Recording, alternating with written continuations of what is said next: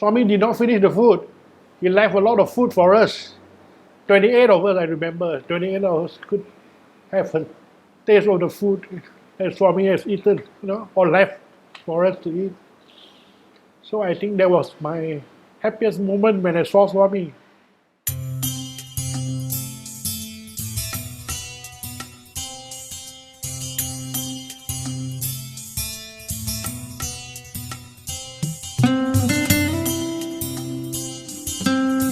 Sairam sister, Sairam. Could you just tell us, how do you get to know Baba? I got to know Baba through my sister. So I'm actually a baptized Methodist. I went to her house near to Christmas. I saw the picture of Jesus Christ in the form of the Virgin Mary carrying a baby in the photo of Jesus Christ. It was purple in color. I don't know what it's called. Maybe it's vibhuti or whatever, but it was in purple. The form of Mother Mary carrying a baby. So that was my first experience with Baba. So I intended then to follow up on the teachings of Baba and to know more about Baba. That was how I started. After maybe 2-3 years, I started to be really involved, helping to do seva and all that. Have you been to Puttapati? Yes, I've been there 3 times. The first time was 2009. When I went to Puttapati, immediately when I went into the ashram, I forgot everything about Penang. It was a feeling of like, you are in heaven now. I forgot all about the problems in Penang. I forgot all my other problems. All of them were gone. Because we were first timers in Puttapati, we were ushered into the Omkar room during the morning darshan. And on the third bhajan, Swami came in with his hands raised, Everybody in the Omkar room, even with the Tibetan monks, everybody had started to cry, weeping with tears of joy, Because that was actually my first time seeing God in a human form. And then after that, during the darshan itself, when they were doing the arati, Swami came in again, second time, and everybody started to weep again, cry again. So it was one of the happiest moments in my life, I think. We had a few experiences also inside party itself. We cooked for Swami in the Western canteen, Malaysian Chinese food. And then one of the dinners, Sister Rose got to take the food to Swami. When she came out from Swami's house, Swami did not finish the food. He left a lot of food for us. 28 of us, I remember. 28 of us could have a taste of the food that Swami has eaten, or left for us to eat. So I think that was my happiest moment when I saw Swami. Is there any miraculous incidences that happened in your life that you can tell us? Okay, a few years back, I and my wife, we went down to see our grandchildren who live in Kuala Lumpur. Usually we go down on Saturday and we come back Sunday evening.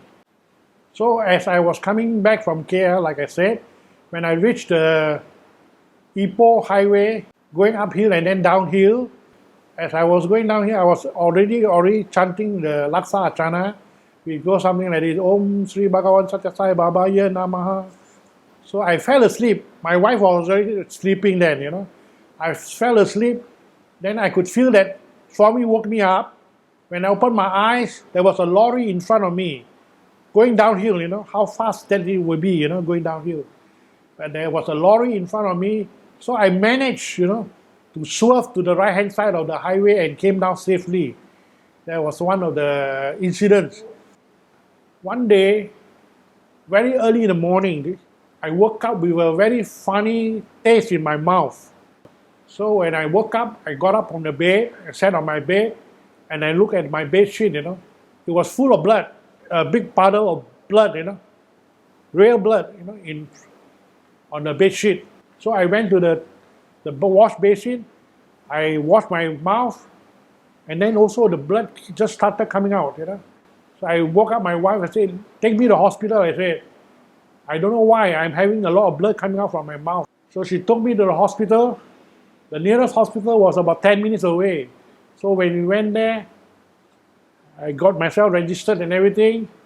Then I went to the toilet to pass urine again, and I washed my mouth again, and that was full of blood. So after I washed my mouth, I told Swami, Swami, what is happening to me? There was no pain, nothing. So I put a bit of vibhuti into my tongue. Then I went to the doctor's room. Doctor asked me to lie down, so I lay down. The doctor said, open your mouth. And then he said, there's no blood. Where's the blood? Only saliva. And then the biggest miracle was just recently, It started maybe in 2019, in around after Chinese New Year. When I walk for a short distance, I feel a bit breathless. So I told the doctor in the clinic, government clinic, please send me to the GH cardio. So when I went to see the cardio, he arranged for me to do a nuclear test. And then he also gave me a medication called Prazada, which is a blood thinner. The blood thinner will not affect your liver or your kidneys, It was a new type of medication.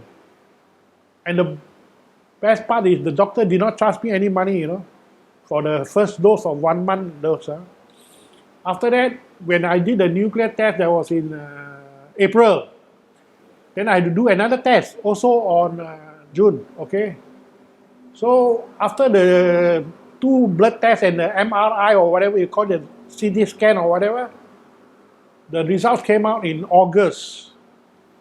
And then I took a photo of the test results. Then I sent it to one of my Sai brother friend. He's from Kuala Lumpur. He sent it to the IJN specialist, the cardiologist. So the cardiologist told him, tell your friend, go for an angiogram. Don't wait anymore. So I went to Lamoy, the private hospital, to do the angiogram. When I checked in to see the doctor, my blood pressure was 208 over 167. The doctor said anybody else would have a stroke collapse. or died. Definitely, don't die also, we have got a stroke with it. Yeah. So after the angiogram, he found out that all 3 of the main arteries were 97%, Blocked. But I don't have any symptoms, no pain, nothing. Not even breathlessness, because I took the prasada, not even breathlessness, But every day, without fail, I would take some vibhuti before I sleep. I also had the diabetic problem. And also I have a asthmatic problem. Asthmatic problem suddenly came out. So the doctor said, you cannot do angiogram, cannot do the stent or do the balloon. He said, you have to have a bypass. So before I went to the bypass, I talked to Swami. I said, Swami, please, I need another maybe at least 10 years, of a new life, I want to be here to do your work or my work or whatever, and also see my grandchildren grow up, So when I went into the operation room and everything, before the doctor did an operation for me, he told me, because you are diabetic, you may have a 3 or 5% chance of getting a stroke or having some complication. Anyway, the thing all went very smoothly, The interesting part actually was, when I was in the operating room, I saw the nurses dressing in red, They were taking people, the patients across my bed, They came back without the patient. So when they came for me, I said, no, I don't want to do operation. I was scared.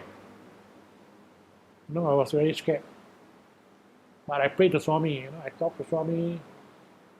And then, I think maybe after a few hours, then when they came again, I said, okay, I surrender. I put up my hand, I said, I surrender. Then the doctor came and see me. Yesterday, I want to do operation for you. You say you don't want. I'm your friend's doctor, ma.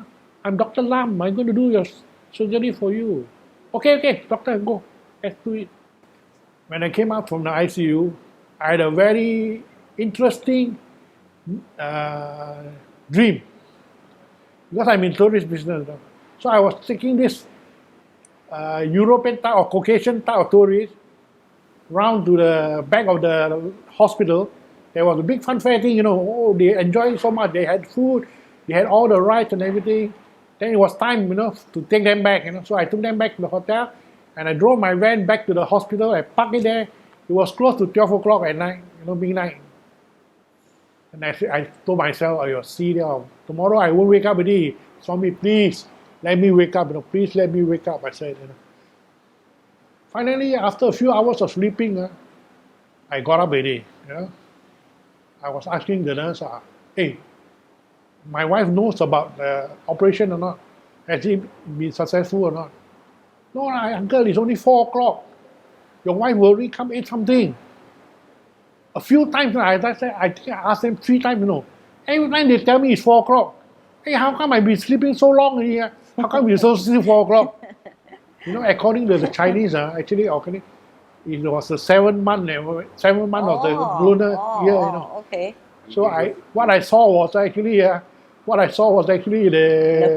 quiz and all that, So the funny thing is, I talked to Swami, I keep on talking to Swami. Even after coming up from the operating room, in the ICU room, I keep asking them, hey, when my wife coming? Give my phone to my wife, Actually, my phone was also all the time with my wife. Because you cannot take anything into the operating room. So every time the nurses tell me 4 o'clock, auntie will come at 8 something. Why you worry? Don't worry. Go back to sleep. And I could see a lot of people, I see people in the supermarket. I was talking to them. I went to the restaurant. I was talking to them, After that, about 2 days later, they kept me in my ICU. They kept me late, and then they took me back to the normal ward. So when I was in the normal ward, I was just talking to people because I could still see the people, talking, and my wife was sitting beside me. My wife thinks, see, this guy, my husband must be mad already, So they sent for a psychiatrist. So the psychiatrist talked to me and then gave me some pills for me to sleep well. Even when I went back to the house, I was talking to myself. Talking to people. My wife was sitting beside me. So I keep on talking to Swami. Usually when you have a bypass operation, you will cough a lot. Every time you cough, it's very, very painful. Extremely, very, very painful. The doctor will give you a pillow so you can hold the pillow tightly so that you won't feel that pain. Most people will only get over the cough after a few weeks or few months. But because Swami was there in my house, Swami was blessing me all the time, so I recovered very fast. Just after 2 months, I could drive already. My wife didn't want me to drive, but I could drive already. Wow. Doctor only told me only after 4 months you can drive. So that was the biggest miracle, That happened to you. That happened to me. Yeah, very blessed. And during the MCO thing, my wife also started to learn how to cook. And she has been cooking so delicious meals for me and nutritious food for me. I'm so grateful to my wife. Thank you, and sign up.